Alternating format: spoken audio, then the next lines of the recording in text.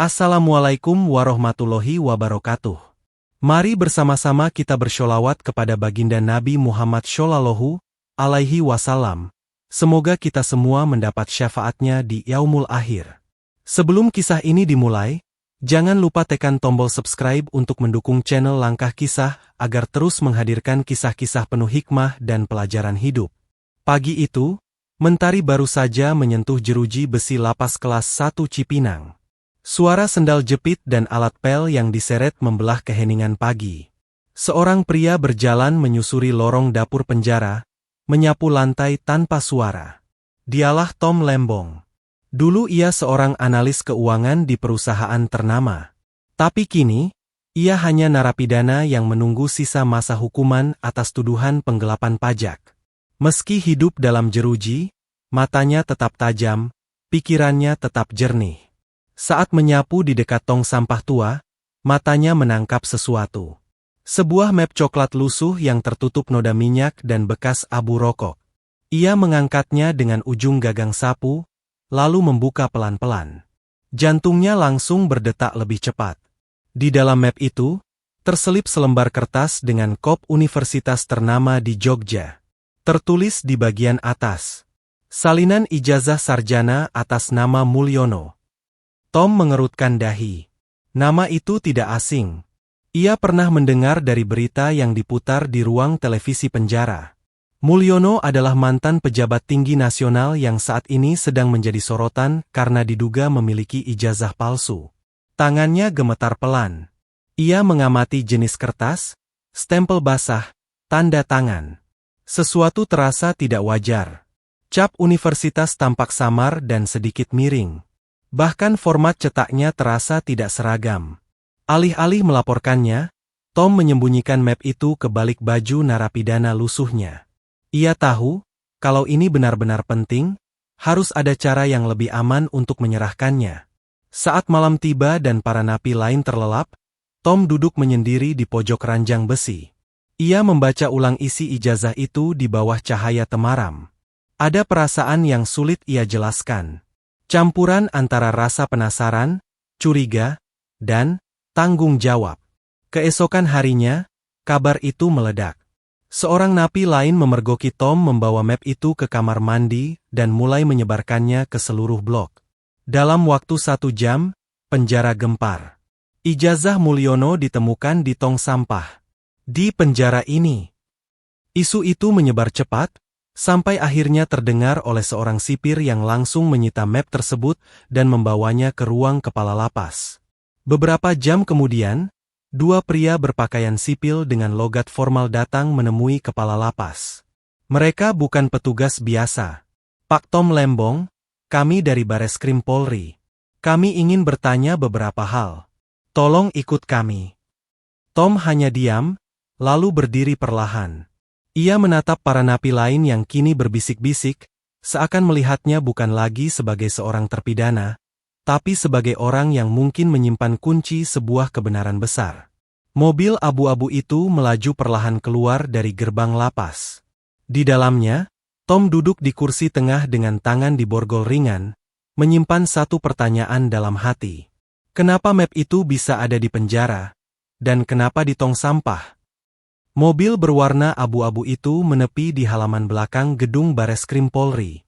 Langit Jakarta siang itu mendung, seolah ikut menyimpan keraguan. Tom Lembong dituntun keluar, tanpa dibentak, tanpa tekanan. Ia tahu, ada sesuatu yang lebih besar dari dirinya yang sedang ditelusuri oleh aparat. Sesampainya di dalam, ia duduk di sebuah ruangan sempit. Tak lama kemudian, masuklah seorang pria parubaya dengan jas putih, wajah tenang dan suara halus. Ia memperkenalkan diri sebagai Dr. Mirwan Pratama, ahli forensik dokumen dari Laboratorium Kriminal Nasional. Tom, ijazah ini perlu diperiksa dengan sangat teliti. Kami sedang menyusun berkas untuk menguji validitas akademik seseorang yang kini menjadi perhatian publik. Dan salinan ini bisa jadi bukti penting. Tom mengangguk pelan. Ia tak bicara banyak. Di dalam dirinya, ada rasa lega dan rasa takut. Lega karena mungkin ia telah menemukan sesuatu yang berarti. Takut karena apa yang ia temukan bisa menjerat kekuatan besar yang selama ini kebal terhadap tuduhan apapun. Dr. Mirwan membawa salinan ijazah itu ke ruang forensik. Di balik kaca observasi, Tom menyaksikan bagaimana selembar kertas bisa diperiksa seperti mayat di meja otopsi. Satu persatu alat dikeluarkan. Lampu ultraviolet, mikroskop digital, pengukur tekanan tinta, hingga pemindai spektrum warna. Beberapa jam kemudian, seorang staf membawa dokumen lain yang sudah diminta sejak pagi. Naskah skripsi atas nama Mulyono, terdaftar sebagai koleksi lama dari perpustakaan universitas ternama di Jogja. Dr. Mirwan mulai membandingkan dua dokumen itu. Ia mencatat, kertas skripsi lebih tipis dari standar kertas tahun lulusan yang berlaku di universitas tersebut. Tinta pada halaman pengesahan berbeda jenis dengan tinta di halaman isi. Ada goresan yang tidak normal di tanda tangan dosen pembimbing. Bahkan format bab dan sistematika penulisan tidak sesuai dengan panduan akademik tahun itu. Yang paling mencolok, tanda tangan pembimbing ternyata hasil reproduksi digital, bukan ditulis langsung. Dengan teknologi pemetaan tekanan tinta, terlihat jelas bahwa tanda tangan itu dihasilkan oleh mesin, bukan tangan manusia. Ini tanda tangan hasil copy-paste, gumam Dr. Mirwan. Malam itu, ia memutuskan untuk mengulang uji validasi dengan alat yang lebih sensitif. Seluruh tim diminta berjaga. Dokumen itu bisa menjadi bom waktu, dan mereka harus hati-hati. Sementara itu, Tom duduk di ruang tunggu sambil memandangi jendela. Di luar, lampu kota berkedip-kedip. Ia tidak tahu apakah hari itu adalah awal kebebasannya, atau awal dari badai yang lebih besar. Beberapa polisi mulai membicarakan hasil awal dari laboratorium. Kalau ini benar palsu, kita punya bukti kuat buat buka kasus ini lebih dalam, kata seorang penyidik kepada rekannya. Di dalam ruangan laboratorium, Dr. Mirwan menempelkan dua kertas ke layar digital besar. Di situ, tampak jelas bahwa kop institusi pada ijazah ternyata menggunakan font yang tidak pernah dipakai oleh universitas tersebut pada tahun Mulyono lulus. Ini bukan sekadar kesalahan cetak, kata Dr. Mirwan. Ini rekayasa. Ia memandangi layar beberapa saat, lalu duduk perlahan. Kalau skripsi dan ijazah ini palsu, pertanyaannya satu. Ia berhenti sejenak. Bagaimana mungkin Mulyono bisa diwisuda? Langit pagi menyapa Jakarta dengan warna kelabu. Di ruang kerja forensik Bareskrim, suasana masih terasa tegang. Di balik meja panjang penuh berkas dan alat analisa, Dr. Mirwan kembali memeriksa salinan skripsi atas nama Mulyono. Ia menyorot halaman pengesahan menggunakan lensa mikroskop forensik. Tiba-tiba ia menatap tajam tanda tangan dosen pembimbing. Sebuah nama yang pernah menjabat guru besar di universitas ternama di Jogja. Namun ada yang mengganggu pikirannya. Bentuk lengkung tanda tangan, tekanan garis, dan arah tinta tak sesuai dengan hasil tulis tangan manual. Ia membuka database pembanding. Puluhan tanda tangan asli sang dosen pembimbing yang terekam dalam dokumen akademik resmi muncul di layar. Garis demi garis, sudut demi sudut, dibandingkan. Lalu muncullah kesimpulan. Tanda tangan ini adalah hasil pemalsuan menggunakan teknik digital. Ini bukan tulisan tangan manusia, ini hasil scan dan editing. Ruang itu langsung hening. Tim forensik mulai menyusun laporan awal. Setiap hasil pemeriksaan didokumentasikan secara sistematis, mulai dari jenis tinta, tekstur kertas, hingga pola sidik jari tinta yang tidak ditemukan sama sekali. Tak lama kemudian, datang perintah langsung dari kepala penyidik. Lakukan pemeriksaan silang. Cari kemungkinan bahwa ini bagian dari pemalsuan terstruktur. Minta salinan ijazah dan skripsi mahasiswa lain yang lulus di tahun sama. Bandingkan semuanya. Beberapa jam berikutnya, Tom kembali dipanggil ke ruang interogasi. Bukan sebagai tersangka, tapi sebagai saksi utama temuan awal. Tom, kami ingin tahu, bagaimana kau bisa menemukan map itu? Tanya seorang penyidik. Tom menjawab tenang. Saya sedang bersih-bersih dapur penjara. Map itu tergeletak di sampah dekat tong minyak. Saya curiga karena tampilan luarnya aneh. Ketika saya lihat isinya, saya tahu ini bukan kertas sembarangan. Apakah Anda mengenal siapa yang membuangnya? Tom menggeleng. Tapi ia menambahkan, di blog saya, ada beberapa napi baru. Termasuk seseorang yang pernah kerja sebagai sopir pribadi seorang tokoh penting. Tapi saya tidak yakin dia yang buang. Penyidik mencatat pernyataan itu. Tak ada yang diabaikan. Sementara itu, hasil pemeriksaan silang pun keluar. Skripsi Mulyono ternyata memiliki 2 halaman identik dengan skripsi milik mahasiswa lain yang lulus 2 tahun sebelumnya. Bahkan 1 paragraf pembukaan copy-paste tanpa pengakuan sumber. Ini bukan plagiarisme biasa. Ini pemalsuan struktural. Dan lebih dari itu, pembimbing yang tanda tangannya tercetak di skripsi Mulyono, ternyata wafat 2 tahun sebelum skripsi itu diklaim selesai. Ini mustahil, ujar Dr. Mirwan. Mustahil tanda tangan dosen yang sudah wafat bisa muncul di lembar pengesahan. Ruang Bareskrim kembali tegang. Para penyidik menyadari bahwa ini bukan hanya kasus pemalsuan ijazah. Tapi bisa jadi ada konspirasi besar, yang melibatkan oknum kampus, kekuasaan, dan pemalsuan sejarah akademik. Dan semua itu dimulai dari map lusuh di tong sampah penjara. Sore itu, suasana di Bareskrim Polri tak seperti biasanya. Beberapa wartawan tampak lalu lalang di lobi utama, menunggu kabar yang konon akan mengguncang publik. Di ruang dalam, Dr. Mirwan menatap layar presentasi, bersiap mengumumkan sesuatu yang mungkin akan menjadi titik balik dalam sejarah hukum pendidikan di negeri ini. Sementara itu, Tom Lembong duduk sendirian di ruang saksi. Ia menatap kosong ke arah dinding, masih tak menyangka bahwa 1 langkah kecilnya di lorong penjara bisa mengubah begitu banyak hal. Pukul 17 tepat, konferensi pers dimulai. Para wartawan segera mengangkat ponsel dan kamera. Di podium, Dr. Mirwan berdiri dengan setumpuk berkas di tangannya. Dengan tenang, ia mulai berbicara.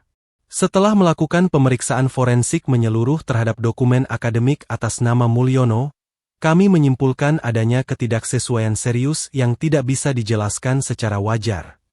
Ia menampilkan hasil analisa di layar.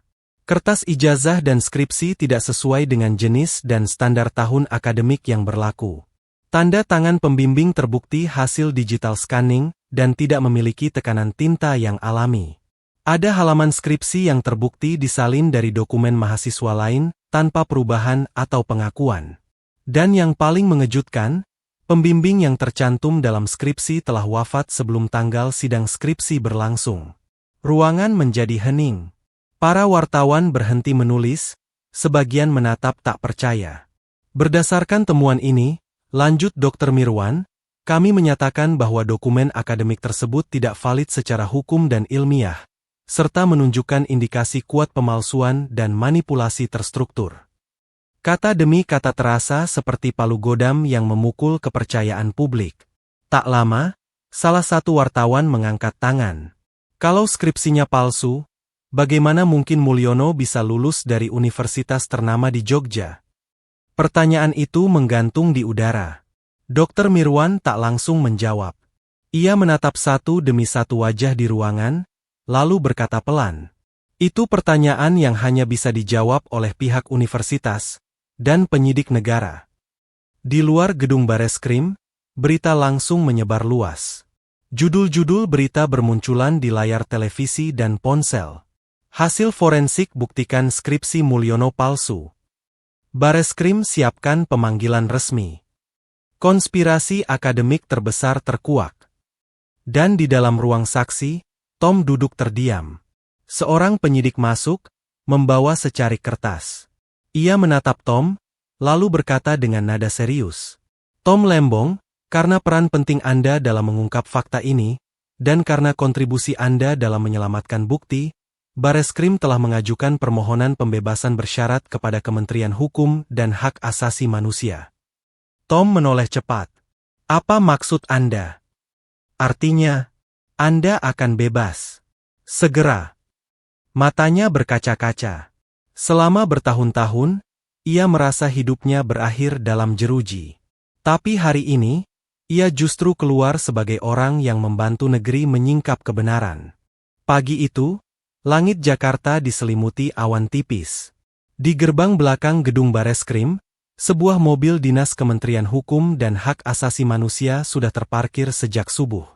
Di dalam gedung, Tom Lembong duduk mengenakan kemeja putih sederhana. Tak ada borgol, tak ada penjagaan ketat, hanya wajah tenang dan pandangan mata yang jauh lebih jernih dari sebelumnya.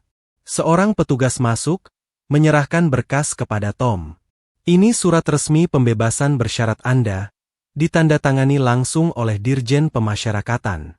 Anda telah membantu negara, dan itu tak akan kami lupakan. Tom membaca surat itu perlahan, seolah tak percaya dengan apa yang dibacanya. Di bawah tanda tangan pejabat kementerian, tertera tanggal pembebasannya, hari ini. Tak lama kemudian, ia berjalan pelan melewati koridor Bareskrim, diantar oleh dua petugas berseragam sipil. Di setiap langkahnya, petugas yang ia temui mengangguk kecil, sebagian bahkan menyapanya dengan hormat. Sesampainya di luar, ia menatap gerbang besar yang selama ini hanya bisa ia lihat dari balik layar televisi di ruang tahanan. Udara pagi terasa seperti lembaran baru yang ditulis dengan tinta keberanian. Di sisi lain Jakarta, konferensi pers lanjutan digelar. Bareskrim secara resmi menyatakan bahwa penyidikan terhadap ijazah dan skripsi Mulyono kini masuk ke tahap pemanggilan saksi dan tersangka. Wartawan menyerbu para pejabat yang hadir dengan pertanyaan tajam. Apakah ada keterlibatan universitas?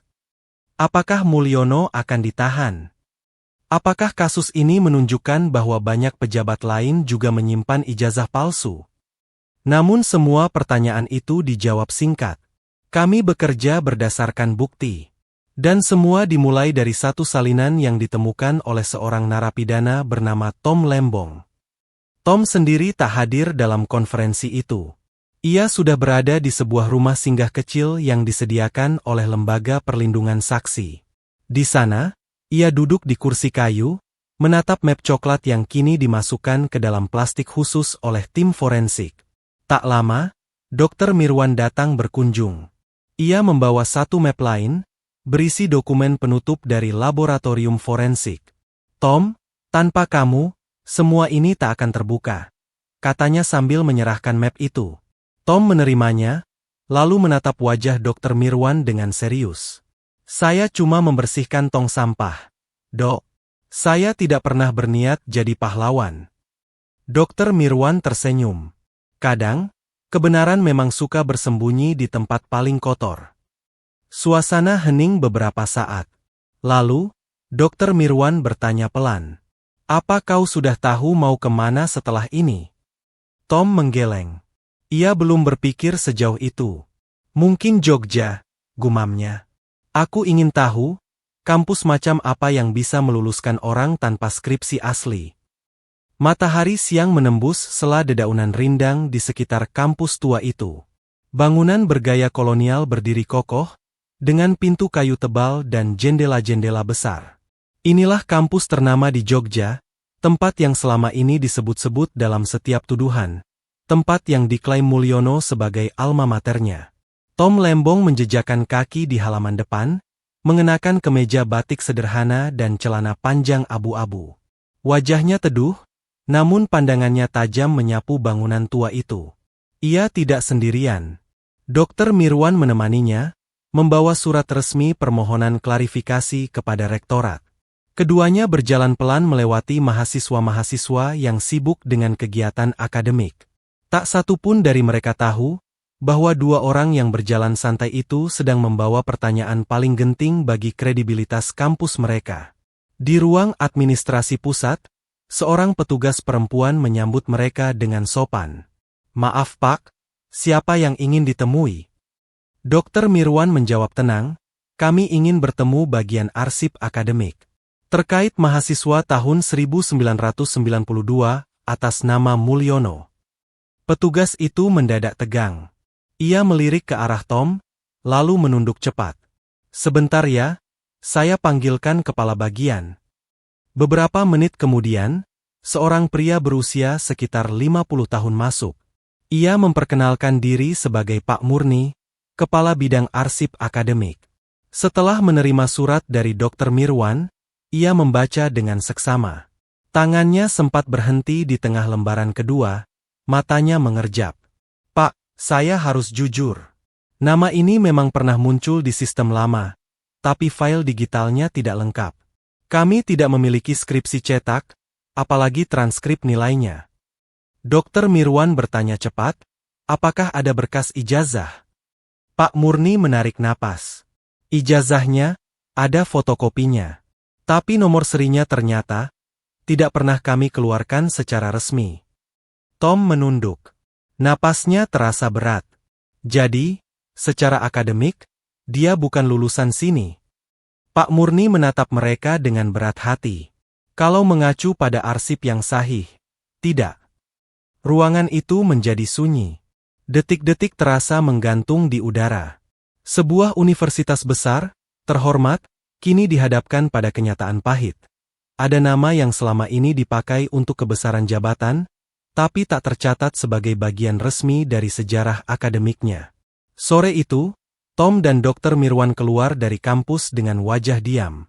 Namun di tangan mereka, fakta kini telah berbicara. Tak terbantahkan. Hujan rintik turun di halaman rumah tua milik Profesor Hidayat, seorang ahli forensik dokumen senior yang telah lama pensiun, namun namanya masih sangat dihormati di dunia keilmuan. Malam itu, Tom Lembong duduk bersila di ruang tamu rumah tersebut. Wajahnya lelah, namun matanya masih menyimpan bara. Profesor, saya sudah tak punya siapa-siapa lagi yang bisa saya andalkan, ucap Tom pelan. Saya hanya ingin tahu, apakah benar Mulyono punya ijazah asli, atau semuanya palsu? Profesor Hidayat mengangguk tenang. Di hadapannya tergeletak dua dokumen, satu adalah ijazah yang selama ini ditunjukkan Mulyono, dan satu lagi adalah sebuah salinan lusuh yang dikirimkan anonim melalui surat beberapa minggu lalu ke rumah Tom. Surat itu dikirim dari alamat tanpa nama, hanya tertulis, dari yang tersakiti oleh kebohongan. Saya sudah periksa tanda air, tinta, kertas, dan nomor registrasi, ujar Profesor Hidayat perlahan. Dan hasilnya. Tom menahan napas. Ijazah yang selama ini dipamerkan Mulyono adalah hasil cetak ulang. Tinta printer modern. Tak ada jejak legalisasinya. Tom memejamkan mata. Namun, lanjut Profesor Hidayat, mengangkat dokumen kedua, salinan ini, meski lusuh, kertasnya khas produksi tahun 90-an. Tinta tulis tangannya teruji kimia tinta zaman itu. Nomor ijazahnya sah. Dan, nama yang tercantum di sini adalah Tom Lembong. Tom tercengang. Profesor Hidayat melanjutkan, saya duga Mulyono mencuri data Anda saat dulu kalian sama-sama kuliah. Ia gagal menyelesaikan studi, lalu mencuri dan memalsukan ijazah dengan mengganti nama Anda menjadi miliknya. Ia tahu Anda waktu itu keluar negeri setelah semester akhir. Semua seolah terang. Dendam politik, konspirasi besar, semuanya dimulai dari pemalsuan yang sangat pribadi. Beberapa hari kemudian, sidang putusan digelar ulang setelah tim khusus Bareskrim menerima bukti forensik dari Profesor Hidayat. Ruang sidang dipenuhi wartawan. Sorotan kamera mengarah ke Tom yang berdiri tegar di hadapan hakim. Dengan bukti baru berupa hasil analisis forensik, serta kesaksian dari ahli independen, ujar hakim lantang, pengadilan menyatakan, Tom Lembong tidak bersalah. Semua dakwaan dicabut. Saudara dipersilakan bebas hari ini juga. Sorak dan isak bahagia pecah di ruang sidang. Tom menunduk haru. Ia tidak hanya bebas dari tuduhan, ia telah mengembalikan kehormatan yang selama ini direbut darinya. Keluar dari gedung pengadilan, Tom menatap langit Jogja yang cerah. Ia tahu, perjuangannya belum selesai. Tapi hari ini, kebenaran menang. Karena kebohongan bisa mengelabui dunia, tapi tidak akan pernah bisa mengalahkan cahaya kebenaran.